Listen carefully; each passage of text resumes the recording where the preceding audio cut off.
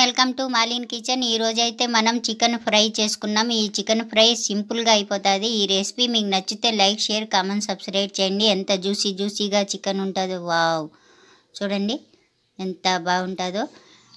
రోటీ, ఫుల్కాలోకి, రైస్లోకి చాలా బాగుంటుందండి. మీరు తప్పకుండా ట్రై చేయండి. రెసిపీ నచ్చితే లైక్, షేర్, కామెంట్, సబ్స్క్రైబ్ చేయండి. మీ ఫ్రెండ్స్కి షేర్ చేయండి, మర్చిపోకండి. ఈ వీడియో చూడాలంటే నోటిఫికేషన్ ఆన్ చేసుకోండి. బాగా చూడండి. వీడియోలో చాలా టేస్టీ సూపర్గా ఉంటుంది. Thank you. పెట్టుకోవాలి మనం. కడాయి అయినా గిన్నె అయినా ఏదైనా. అందులోకి ఒక 3 స్పూన్ల నేను ఆయిల్ వేసుకుంటున్నాను. ఆయిల్ వేడెక్కిన తర్వాత నేనైతే 2 ఉల్లిపాయలు కోసుకొని సన్నగా వేసుకోవాలి. ఇందులో చూడండి బాగా ఇలాగ వేయించుకోవాలి మనం. ఉల్లిపాయలు వేయించుకున్న తర్వాత ఇందులోకి 1 స్పూన్ మనం అల్లం వెల్లుల్లి పేస్ట్ వేసుకోవాలి. వేసుకొని ఇది కూడా బాగా వేయించుకోవాలి. చూడండి అల్లం వెల్లుల్లి పేస్ట్ వాసన పోయేదాకా మనం చూడండి. నేనైతే 1/2 కేజీ చికెన్ వేసుకుంటున్నాను.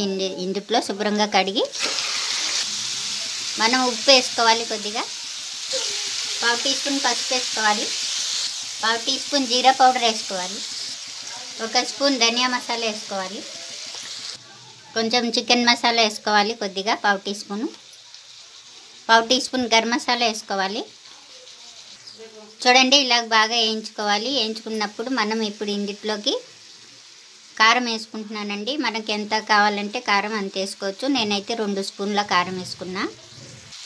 చూడండి కారం వేసుకున్నాక బాగా మనం వేయించుకోవాలి. మాడిపోకుండా వేయించుకోవాలి. మాడితే మనకు కింద కొద్దిగా వాటర్ ఇలా వేసుకొని మనకు లైట్గా బాగా కలుపుకుంటా వేయించుకోవాలి. బాగా ఫ్రై చేసుకోవాలి. ఇప్పుడు మనం ఇందులోకి చూడండి పచ్చి కరివేపాకు అయితే మనం బాగా శుభ్రంగా కడిగి వేసుకోవాలి. చూడండి 4 పచ్చిమిర్చి వేసుకోవాలి. చూడండి బాగా వేయించుకున్న తర్వాత మనం కొత్తిమీర కూడా వేసుకొని మళ్ళీ వేయించుకోవాలి. కొద్దిగా మాడిపోకుండా వేయించుకోవాలి, కింద అడుగు అంటకుండా. చూడండి ఇలా బాగా వేయించుకున్నాం మనం. అయిపోయిందండి. స్టవ్ ఆఫ్ చేసుకుందాం.